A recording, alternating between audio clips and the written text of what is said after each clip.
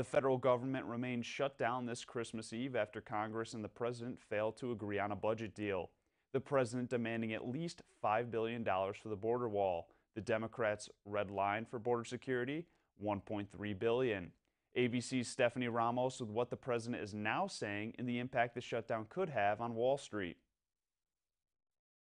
On this Christmas Eve, a partial government shutdown is still in place after funding expired for about 25% of the federal government at midnight Saturday.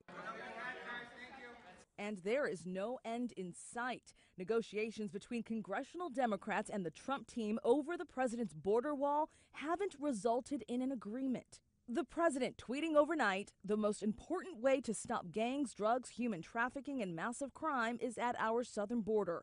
We need border security, and as everyone knows, you can't have border security without a wall." The president's new acting chief of staff saying this shutdown could drag on into the new year. This is what Washington looks like when you have a president who refuses to sort of go along to get along. But over the weekend, a shift. The White House backing down from its original demand of $5 billion for the president's border wall and possibly willing to accept a lower amount. But Senate Minority Leader Chuck Schumer also lowering his original offer of $1.6 billion for border security to $1.3 billion. The president digging into his unfulfilled campaign promise, often saying Mexico would pay for the wall. In the end, Mexico's going to pay for the wall. I'm just telling you. I'm just telling you.